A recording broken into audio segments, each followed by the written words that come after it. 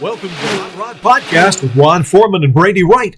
We're the guys who eat, breathe, and live cars. Ron is the president and founder of the Rat Bastards Car Club and a longtime builder of awesome hot rods. Brady is the founder of the Idaho State Hot Rod Hall of Fame, a producer of car shows all across the Northwest, and the builder of the only rat rod ice cream truck in the state. Hey, welcome to the hottest hot rod show on podcast in the world. On the universe, in the known universe. Absolutely. So this is 501, number 501. 501. Yeah, man. 2026. How you doing? I'm doing great. Better. That's good. I've been sick last week or two now. It's been Marsha and I both. I had to take Marsha to the hospital. Oh, Friday night. Yeah, she's better now. But it's been a tough road to hoe, man. Well, you know what? Anyway, the year can only go up from here. On the mend. Good to hear it. Good to hear it. Well, we got a kind of a fun guest tonight. Oh, go ahead. What were we going to say? Go ahead. Oh, I was just going to say we got kind of a fun guest tonight. Yes. This is a fellow that I actually met him about almost 4 years ago, three and a half years ago. When we first got over here to North Idaho, some of the clubs here had a kind of a cruise one weekend. We went down to Palouse, which is right on the Washington-Idaho border, about the middle of the state, and right near Moscow, Idaho. And we stopped in at the shop of a club down there called the Knuckle SkrapeR's. And Forest Rahar was one of the guys down there. He's kind of the driver of the club. And they were real forthcoming, welcoming bunch of folks. They were having a shop day when we got there, but we stood there and kind of hung out with them for a little while and chewed and jawed, and then we went out to lunch to a restaurant down there, which I couldn't find again if you paid me, but it was a real nice place. Anyway, he's been pretty active in the mid-Idaho car community and everything, and he's got a lot of fun stuff to talk about as far as how they got where they were and some of the things that they use as inspiration. They got kind of a different approach to hot rodding, which is going to be fun. So more laid back, relax. Pretty laid back, I think. Well, we're going to find out. Yeah. His name is Forrest. We're going to take 5 seconds here, and then we'll bring him in.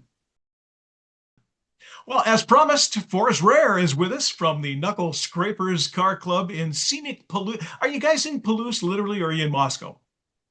The club was started in Palouse, but we have a few members nearby. Yeah, I'm sure. Cool.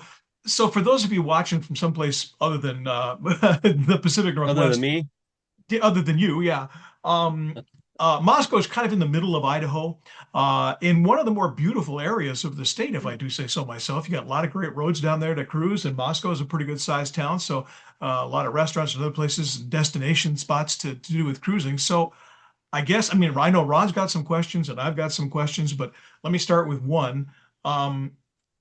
What I understand is that the Knuckle SkrapeR's got started quite a while ago as kind of an offshoot, maybe, or at least a build out of another club. Tell us how all of that got started. Yeah, I don't want to bore everybody too much, but I'm in my mid 40s now.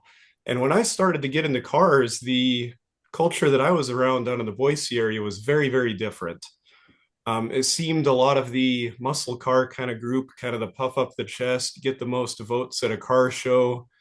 Not really quite the collaborative kind of thing. It wasn't quite the fit that I was interested in. In the early 2000s, I built a 1960 Ford Galaxy. It was a 4-door. It didn't make sense to me to put shackles on it and do the stink bug kind of rake and the muscle car kind of stuff. In the back of some of the custom magazines, they were talking about a show in California called West Coast Custom Nationals. Me and a buddy of mine, Dustin France, went down there to the show, and we were welcomed along the way by a couple of other car group people. The Silhouettes is one of those clubs. They were very extensive. They're very loose, but they're all good mentality, and there's people all over from it. Butch Daly, Jamie Cossins. I could go on and name quite a few people. But what they did is they took me into their camp down in Paso Robles when West Coast Custom Nationals was held there. It was a lot of fun, met a lot of people, and we were actually discussing cars and building them. It was not to get points, it was a different kind of interaction. It was what would later become family kind of oriented, where you're all furthering each other's skills, you're all helping each other. There are no secrets. There is no, I want to get the most points or I have the most horsepower or whatever. So, right. So, yeah, exactly. Exactly. Yeah. So I came back to Palouse and ended up meeting a couple people through where I worked, and included in that was Mark Van Harn. And a few years after that, we started the Knuckle SkrapeR's Car Club. During that time, we went to a lot of shows, a lot of what I would call more traditional kind of custom kind of shows. But a lot of the shows that we went to were somewhat underground. Included in that with the people that we met were a lot of the Czechs Car Club or remnants of Treasure Valley Customs or stuff from the Boise area. And Tony Farnetti, who was in charge of a group down there, really kind of set that culture and embedded in our minds that it's not just lifestyle, it's not just the cars. What's included in that is more like family, how you help each other out. And a lot of the shows that we went to were not things that you would find advertised. It was club get-togethers. It was that kind of thing. Cool. So then in 2002 is when we really started talking about the club, but I think we didn't have plaques or artwork until 2005, and things got more official then. Mark Van Harn was very instrumental in all of this. He he doesn't like the thought of officers or authorities. So to maintain a club that's going to have longevity, you really have to build it based off of your values if you're not going to drive it in another way. And from that, our members are all truly family. We don't have dues. We don't do those kinds of things. Our longevity is based in how we interact together, treat each other, and grow together. And for that, a lot of car clubs won't necessarily work on each other's cars or host shop projects or do that kind of thing. It's kind of just people will get together when they get together at a show, but there's no other interactions. We get together about monthly. We'll work on each other's stuff. We'll each complement each other with our skill sets, and it kind of brings out something a little different. The other kind of interesting thing about where we are focused, definitely prefer the traditional kind cars. Not necessarily too much on the modern end. Pre 65, traditional hot rods and customs, everything lowered, unless you have a gasser. That's okay. Something like that. Absolutely. A lot of our stuff is a little rough, but it is all owner built. We don't contract stuff out. We don't, do some of that. In our club, there's a lot of skill. There are technicians and engineers and mechanics and Nice. auto body instructors. And I mean, you name it. We are well suited to complement each other, learn from each other, and further our own knowledge, which is what we think is kind of the fun of it. Can I ask a question real quick while we're here? What's the industry in Palouse? Oh What's yeah, what's going on down there? I mean, Palouse doesn't really have a whole lot of industry, but we are right next to Pullman, right next to Washington. well, Of okay. course, we're next to Washington. We're in Washington. I don't know why I said that.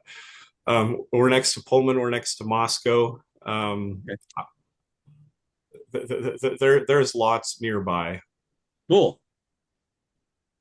Well, I know that Ron will appreciate the fact for you. Ron's probably going to tell you more about this. I'm going to let him do that. But you notice the shirt he's wearing is for the Rat Bastards Car Club. That's the one that Ron founded. So almost, is it 20 years yet? Must be pretty darn close.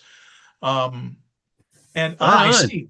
Okay, so there you are. There Right you on. are. I love So your design, man. That's awesome. the motto Pretty cool. of the Rad Bastards Club is it's not what you buy, it's what you build. Mm-hmm. So you're among kindred spirits here, and That's I think there's a lot of similarities between the two clubs. Ron, I mean, you can speak to that better than I can. well, it's Um, not just about building cars. It's not what you buy, it's what you build. It's also building relationships, building friendships. It's based on like-minded people getting together, sharing ideas and their passion, whether it be a car or you just had a new baby. I mean, there's lots of stuff that's going on in people's lives, and it's if you want to share that with the rest of the group, you're more than welcome. It's check the ego and the pride at the door. Come on in, let's have some fun. Yeah, that's so important, and that's one of the reasons that we don't. A few other clubs, you'll pay a membership and then you'll be a member. We don't do that. What we do is we kind of have more of a sponsorship period, and we might extend the sponsorship period if we don't get enough interaction, or we might choose after that period that maybe it's not quite the right fit. But really, to maintain that culture and keep the club cohesive, it's something that we need to do a little differently. yeah, I can appreciate that now. Ron is in the Pacific Northwest. He's in Gold Bar, Washington, which is just outside of Monroe, kind of on the west side. I'm in Post Falls, Coeur d'Alene area, and I've been here for about 5 years. But I moved over here following, getting involved in the club over at Ron's place. I was in Ron's club, and when I came over here, he said, "Well, maybe we should charter a club in Idaho." So we did. Long story short, um, we kind of do the same thing. I mean, we try to help everybody with their builds. Our club is about that. And just to give you an example of the commitment, the level of commitment, I was going through some arthritic and hand surgery stuff here a year or so ago, and Ron and some of the guys from the west side drove 300 miles to come over and help me with my build. Now that's, I don't know how to pay that back. You don't. You just help everybody else with their build and kind of pay it forward. But that's what the club is about here. And over the last year or so, we have on this show talked with almost 15 other clubs from all over the West area, generally speaking, um, to find out, what's their philosophy about not only perpetuating the hobby, but getting younger people involved. I mean, we're all a little bit on the gray side, and the Well, hobby the hobby is to say aging out, but there's a place there where if in order to perpetuate what we're doing, we need younger people to be interested in this. And it's really important. For example, when I drove down a couple of years ago to you guys' place, we all had lunch in Palouse someplace, I think, or maybe it was Moscow. I don't, to be honest with you, I'm not sure I can find the place again. But that was a meeting of the minds. I mean, we were never felt unwelcome. I know you knew Brent and some of the other guys that came along there from before, but my wife and I were newbies, and you know what? We were made to feel completely at home and got a lot of information and a lot of fun. And I wish that I could get down there more often, but I work for the hospital up here, and there's the precious shortage of hours. But clubs like that, clubs like the Knuckle SkrapeR's, clubs like the Rad Bastards, clubs like there's a few others that do that sort of thing. They're about the hobby, Yeah. not so much about the cars, but their cars are fed back into it's what we do. It's the hobby. It's not so much how many trophies can I get on my shelf. We've covered that. Yeah. So, Ron, what else you got? well, I noticed I was looking at stuff through your Facebook page and your last couple of shows. I was checking out your trophies, and you do guys do a lot like what we do. We build our own trophies, and we draw the name of the trophy out of a hat, and that person gets to build that trophy that wants to. And it's usually the club member that picks the trophy is also the presenter. He presents the trophy. He gets to pick the car, or she gets to pick the car and present the trophy to the winner. And it gets pretty exciting on some of the cars the folks pick, and some of the trophies are pretty outlandish and pretty extravagant. I don't know if you can go to our Facebook page and check out the last show we put on in Cedro Willie. And then there's also we did I don't know how many we've done at the Triple SkrapeR Drive-In through the years. We've been an active club since 2006, but we've been building slowly since like 1999. My cousins and I started the clubs. We started. I don't know if you remember Hot Rodorama at the Swiss Mhm. Tavern. Oh yeah. That's what one of the first shows that I went to with my car. And all There you go. right, There you go. Hot awesome. Rotterdam, huh? That's better than a trophy Yep. getting in the magazine. But Well, that, you you know, talked a little bit they of. Oh, go ahead, Ron. I'm sorry. well, they dropped the ball. You know, the guy split with the money and didn't put on any more shows, and that was like 2005. And so 2006 and seven, I was thinking about it, kicking around, and went to a show at the Triple X and asked Jose, what do you think about putting on a Rat Rock show there at the Triple X? He said, no, that sounds like a good idea. So that started doing the car shows at the Triple X Root Beer Drive-In in Issaquah. And then we just, I don't know, anywhere as many as 4 shows a year after that. Oh It was yeah, Linda's Wonderland. yeah. Kept doing Sometimes, them until Jose sold the place. yeah, Drove it yeah, right up to the edge. And you guys are absolutely right. In the early 2000s to the mid 2010, 2012 or something like that, you could go to a magazine shelf and there would be 10 or 10 different magazines on the hobby. There would be Yep. lots of different things. Rat rods started to become a thing in the, I don't know, about 2005 or six. Yeah. Car Um, Culture Deluxe and Cruising Magazine. yeah, yeah. Yep, Most of our stuff isn't quite built as a rat rod. It's more traditional, but sure. there's fuzzy edges No, there, right? I mean, if you yes. Yeah, look there at are. mine, it Yeah. definitely could be The classified stock as a rat rod, 57 Ramblers, perfect. right? I mean, Yeah. it's Yeah. there's definitely some crossover, and you did highlight Yep, the culture is very similar. When Yes. a lot of the uh, Northies, I guess you want to call them, come down to our show, which is May 30th this coming year. It's always the weekend right oh after wow. Memorial Day. We have a lot of fun. We fill up downtown Palouse. We hang out. It's all that kind of like-minded stuff. We intentionally don't say on our flyers. We say no billet barges. We're kind of dissuading the Sure. Yeah. You want to get any of that? stuff like that. Yeah. Our So I trophy. put it on. I already put it on our calendar when I went to your Facebook page. I put Yeah. it on our calendar. Oh, I'm good. definitely going to try and make it. I'm going to invite the rest of the club if they want to go and see if we can't get a cruise down there. That'd be kind of Yeah. We're fun. working on the same thing. We'd like to come down there for sure. That'd be awesome. Um, so one of the things that I was talking with you and Darcy about too is so Darcy's obviously not coming tonight. No big deal. He's a hilarious guy. Um, he mentioned a fellow named Andy Yee and how he kind of, you know, fit into Yeah, all of this kind of stuff. yeah. And besides the checks and the dead, what's the dead death Death traps? straps. Yeah. Yeah. So all of those clubs are kind of part of the amalgamation of how you guys sort of existed, right? Yeah, it was kind of the impetus, seeing the culture and doing some of that. When Dustin and I went down to West Coast Custom Nationals, we met Andy, and it was so funny to go all the way down to Paso Robles to meet somebody that was lived down the street in our own hometown in Nampa, Yeah. Idaho. Yeah. So it was kind of good, and he was our age and very enthusiastic and a definite teacher, and he kind of brought us along Cool. with some of that. So very instrumental. I do want to jump back super quick about the Sure. trophies thought. Oh yeah. Sure. So again, we don't like I want the most points, I want the trophy or something like that. So the Hmm. trophies that we build have no categories. They have no Oh, class. okay. Ah, I say that intentionally. It's just I think this is the coolest car here. On occasion, we have given one car 3 or 4 trophies because everybody thought it was the best. So we Uh-huh. just have fun with it. It's not That's yeah. cool. it's something that distracts from the culture if all you're there for is a trophy or Let's try Right. 5. yeah. Yeah. Well, and we have I a get tendency to people. do non-traditional trophy categories. If we do them, most likely they get a ticket or something like that, just because Try it's to more keep it fun. fun. Yeah, yeah, it's just more fun to do.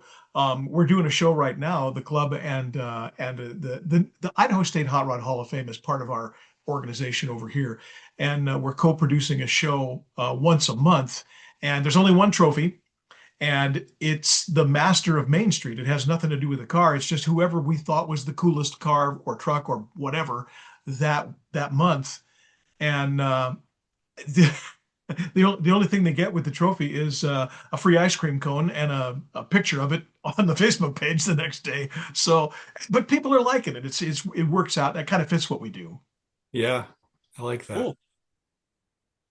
Very nice. So, aside from the shows that you do you guys do build offs, or not build offs, but shop days, build days, and things like that? Yeah. You do your own individual cruises. What does it look like being a part of the Knuckle SkrapeR's?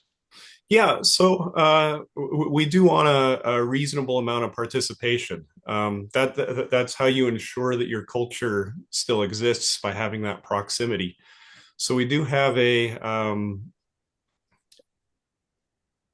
we will sanction events that it's required that everybody attend. We'll choose a couple a year, and then we'll do regular meetings that are planned Like days that. and so forth. Yeah. Now, there are times where people can't do that, and what we expect is you communicate well. You don't just skip it and not communicate. Right. I mean, stuff happens. Yeah. It happens. So we need to maintain the culture that way. We do have certain events that we will typically always do, like various Christmas parties, or things that are beyond meetings, maybe. Yeah, I think that I think that's kind of what I would expect. I wouldn't say we seek new members. I know earlier you had mentioned about growth and how do we perpetuate it. We don't necessarily seek new members, but we're open to people that could be sponsored. Sure. That have that interest and want to do that. It does get hard. In the early 2000s, there were so many magazines, and it was such a big part of the culture, and it was part of the music, and it's harder to find now. It'll come back. It does about every 20 years. COVID kind of threw a wrench in everything. COVID did. Yeah. So yeah, we're kind of on the I want to talk rebound a little now. bit about I want to talk a little bit about some of the media that is involved in the hobby. We have to pay some bills. Let me take a 5-second break here. We'll do some sponsorship, and then we'll come right back.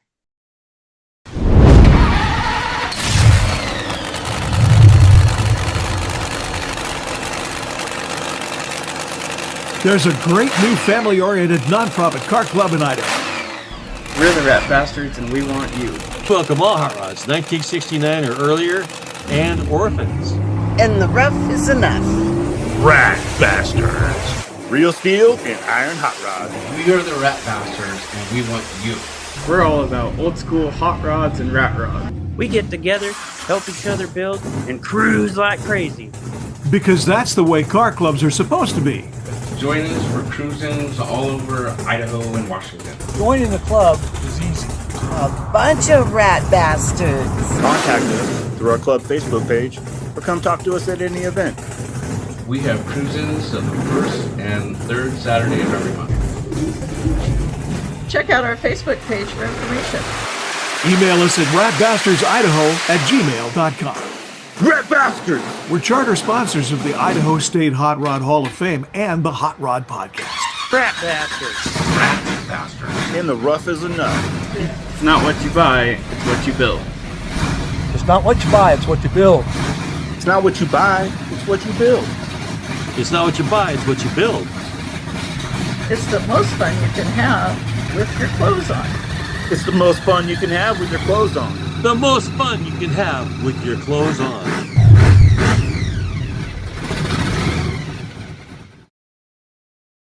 So we're here with Forest Rahar. I'm going to say Roar, but I'm not. And Forest is part of the Knuckle SkrapeR's Car Club, as we have talked a little bit before. We were talking a little bit about media and magazines, and like Ron mentioned before, I mean, Car Culture Deluxe. There are a lot of magazines that used to be in place. Now, about the only one that's kind of still in publication, and they're doing mostly digital, is Rat Rod magazine. And Jerry Ripley has been on our show a couple of times, and some of the folks have gone back to the rat stock that he produces. I guess this year's is going to be even bigger. Well, they're doing a Route 66 cruise. Yes, they're doing a cruise down Route 66. So that would be cool. Almost single-handedly holding up the rat rod non-traditional hot rod, I guess, banner.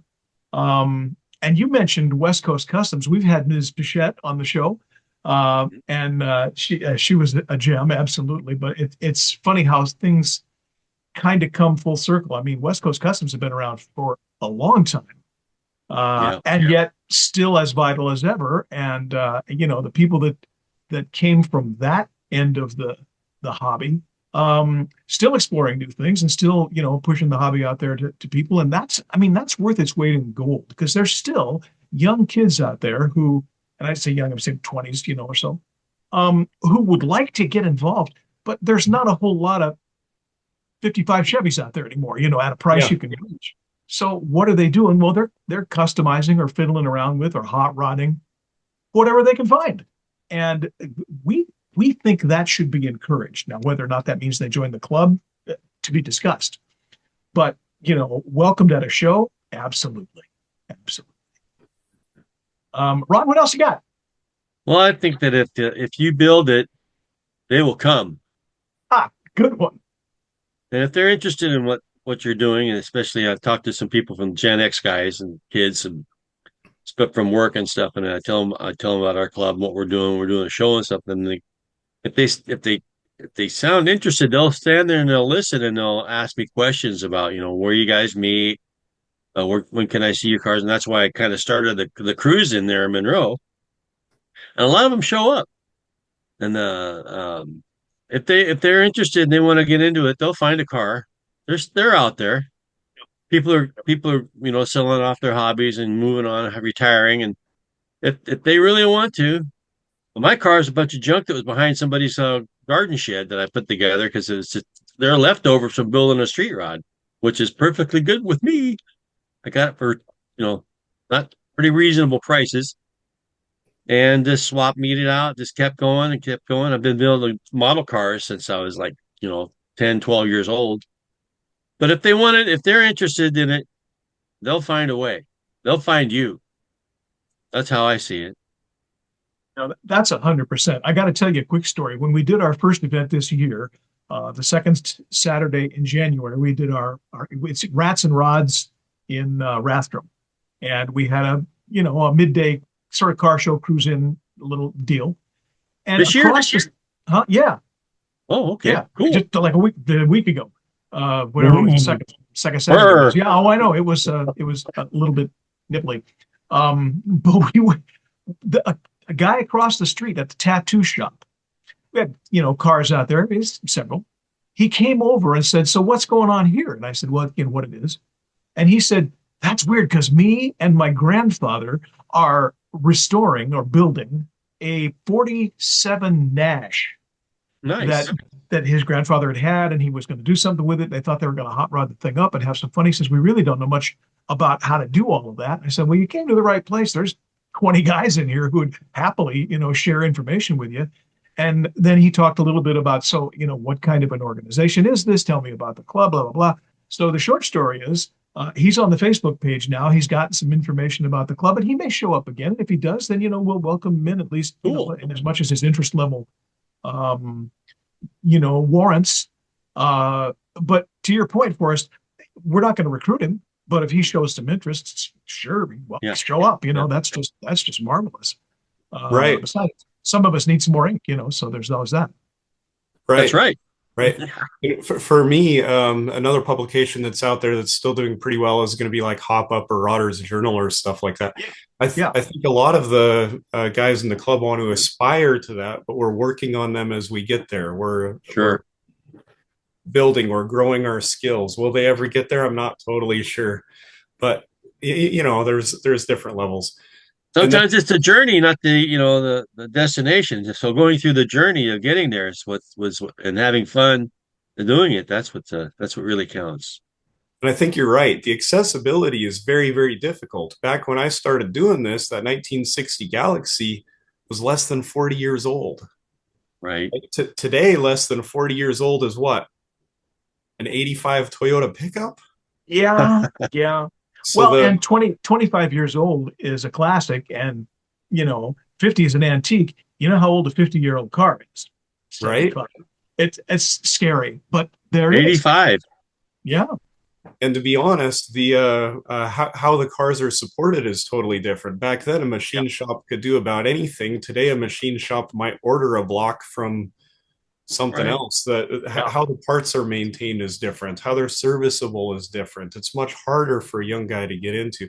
So I agree. If somebody has an interest, we're going to help them a little bit. Are they right for the club? Sure. Maybe not. Absolutely. But along with Absolutely. that, a couple of my club members are, going to put an LS in something, or I'm putting a 4.6 uh, Ford motor in a Starliner. We need to change a little bit. I'm going to have the look still be right, Absolutely. but it's going to be something my Yeah. wife can get in and drive and not worry about a fuel pump if we stop somewhere. Yeah. Yeah. Well, and I mean, we all know it. I the two cars that we have, they're both 1941s. So, parts, good luck. Well, mine's kind of a ratty thing. That's a whole separate story. But my wife has a 41 Dodge, a big fat fender car, four-door. She loves it. But the powertrain, a little bit of, there's some metal fatigue going on there. So we put a crate motor in it, a 350, a little warmed You up. can't find a 41 fuel pump or water pump at Riley's if you break down somewhere. Yeah. They don't want to know you at AutoZone at all. But yeah, I mean, you do those things because it's practical, but also because that car's going to perform a lot better, with four-wheel discs and other things. And it's making sure that you're safe and that you have some fun with the build. That's really kind of it. Hey, I want to wrap this up in a little bit. Let me take one more real quick break here, and we'll come back and see what's coming up in the short term.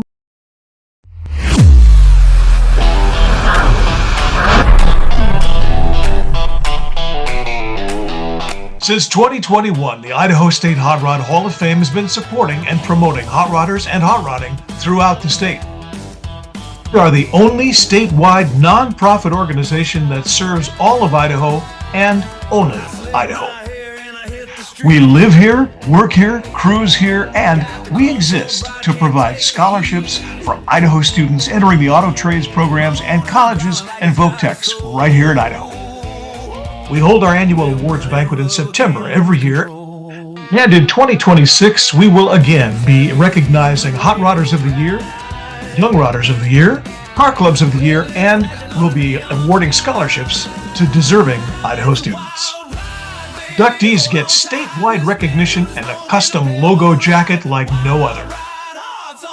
You can start nominating people for this honor right now. Email us at idahof@gmail.com. That's idahof, IDAHHOF @gmail.com. Our website is easy to find. It's idahof.org. That's IDAHHOF.org. The nomination form is there, or you can just email us and we'll send you one. Follow our Facebook page or find us on Instagram. The Idaho Hot Rod Hall of Fame, Idahof. We're in Idaho, about Idaho, for Idaho, except no substitutes.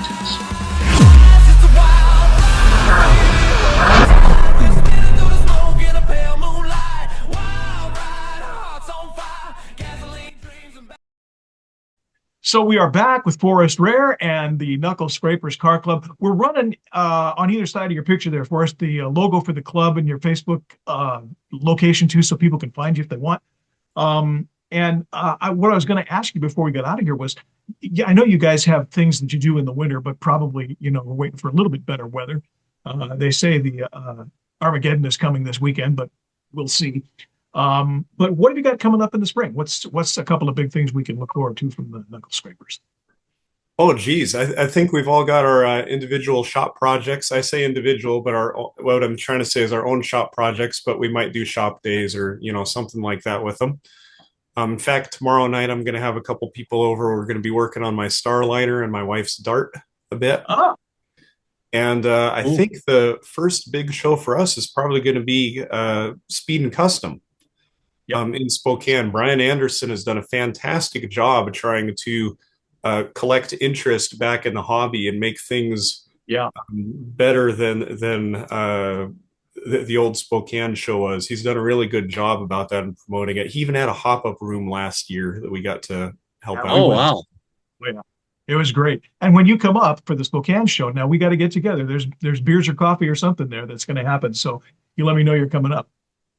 I think that's on the short term, and then we got to start planning and getting ready for our spring hot rod gathering, May 30th. I know, plug. Yeah, that's going to be great. So if people are interested, obviously they can go to your Facebook page, and like I say, we're running all this down here. Ron, what have you got for a final thought for Forest? I was just wondering, where do you see your club in 5 years? It's really hard to say. That thought about growth has crossed our mind. How do we perpetuate it? And I think it was mentioned that continuing to support new people, even if they're not the right fit, to just enjoy the hobby and encourage them. One of the ways that we do that is through our show, but also we participate in a lot of other shows. We show up as a group. Sure. I know we have beards and we might look intimidating, so hopefully that's not necessarily a turnoff for approachability or something like that. But yeah, I'm not sure how to reach or grow or perpetuate it in that. We do have second generation members, which is kind of cool. We do. Oh, that is cool. Internal growth. So what is your youngest member? Gosh, 23. All right, on. Yeah, not bad. Very cool. Very cool. That's awesome. Well, I was invited to come to some. It was a Thursday night out for the kids. They had a little basketball thing going on. I asked to bring my hot rods and stuff and see if I could bring anybody else just to get, the younger kids excited about seeing earlier cars, and that was pretty nice of them to do that. People at Salton School District invited us over. That was kind of cool. But you got to take advantage of those situations when they happen, because they don't come on trees, they don't hang out on trees. You got to take a jump when they happen. Oh, that's the truth. Yeah.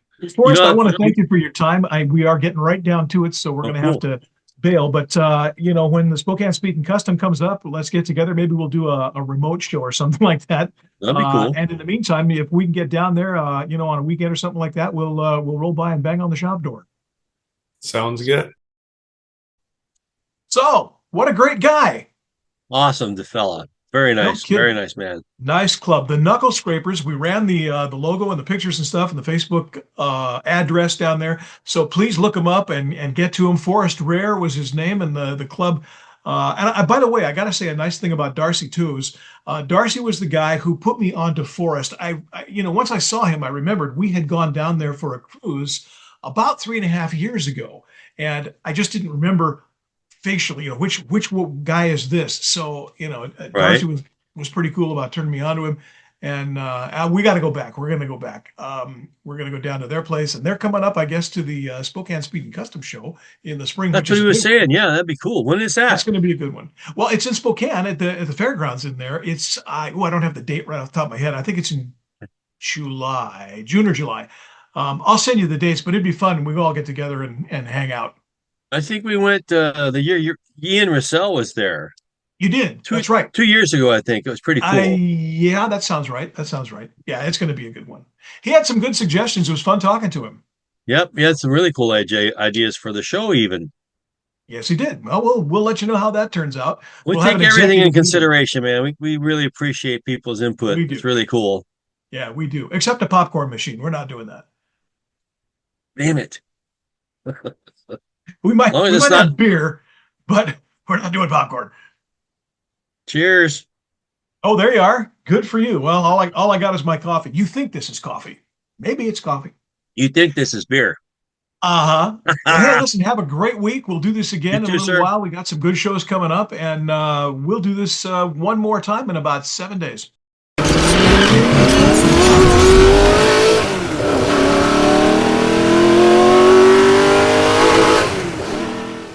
That's it for this episode of the Hot Rod Podcast. Be sure to like and subscribe to our show, and we appreciate it if you smash those notification buttons too, so you'll know when a new one drops. For Ron Foreman, I'm Brady Wright. This has been the Hot Rod Podcast. We'll see you on the next one.